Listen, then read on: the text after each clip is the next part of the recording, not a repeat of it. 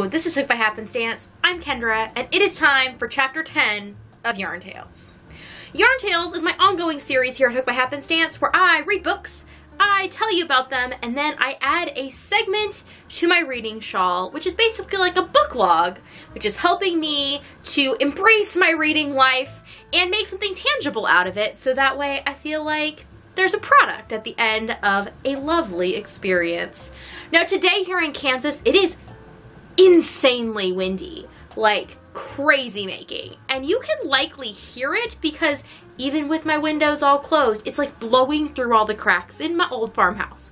So, excuse any strange sounds that are happening in the background because I've had to excuse them all day long, but I didn't want to wait. I wanted to make this and tell you all about this book right now. So today's book is called Convenience Store Woman by Sayaka Murata.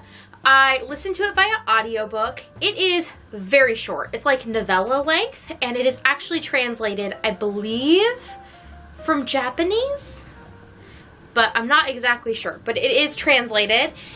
And it is a character study, basically. The whole story is told from a single person's perspective, and it's just the story of her life. And obviously, the woman in question works in a convenience store. And it is her talking about the experience of the convenience store, how it has impacted her life.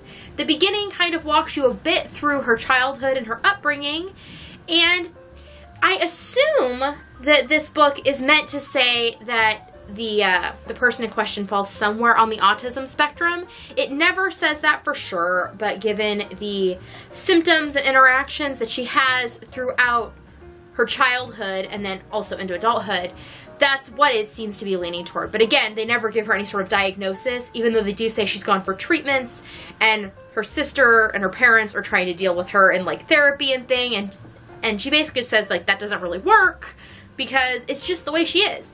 And not in any negative way. In fact, the thing I found most poignant about this book is how delightful her life is, even in things that might seem bleak from an outside perspective. The way she describes the experience for her is very fulfilling, and I think that sometimes that's a nice reminder that we all need, that there are things in your life that you might find fulfilling that from an outside perspective would not be. Or people keep saying, like, why don't you strive for more? But you might be at what is your more. And so that is kind of what the whole book is about, is her talking about her experience and the things that she likes about her life and how and why she's structured it the way it is and why the convenience store works so well.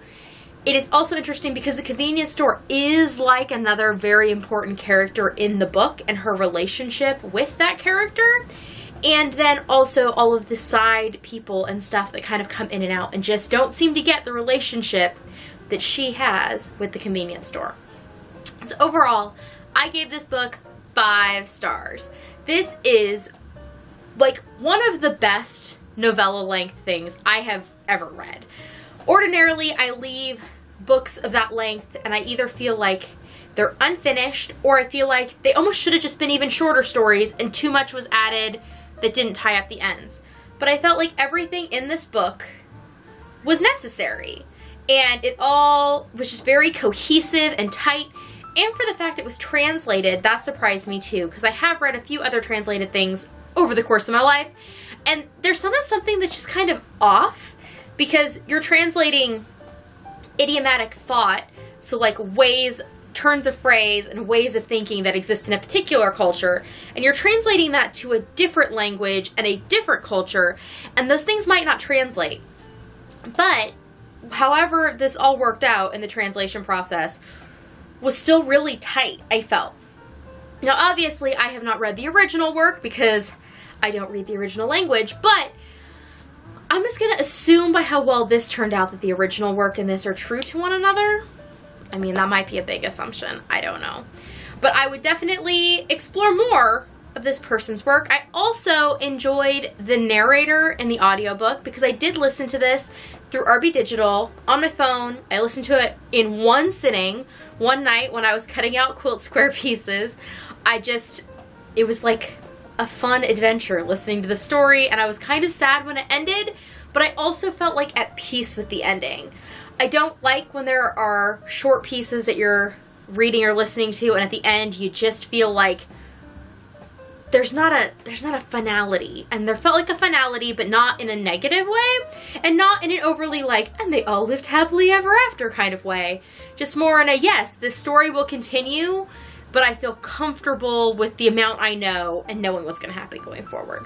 So I would definitely recommend this book very strongly, hence the 5 stars. Now, you'd probably like to see my reading shawl, because that's what I know a lot of you are here for.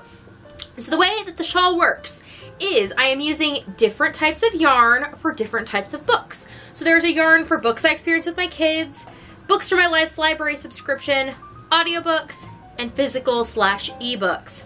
This was another audiobook, and I had recently finished, in fact in the same night, I had finished another audiobook.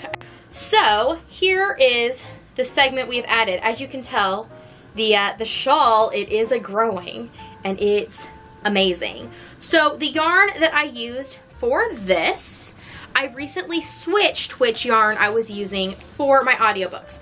I had been using this Reiwa Fibers Embrace in the Summerberry colorway, which was 100% yak down. And I've switched to using this slightly darker purple, which is actually a worsted weight rather than a DK, but it seems to be working out. And it is called Shepherd's Wool from Stonehenge Fiber Mills in Michigan. It is in the color violet, and it's a worsted fine spun wool, and I had been gifted this from Carla. And I am just so happy with how it worked up, and look at those. 2 really good books in a row left me with 2 really striking stripes, because there was a 4-star book immediately followed by a 5-star, and I love the way that it looks, and I'm looking forward to seeing where the rest of the shawl goes.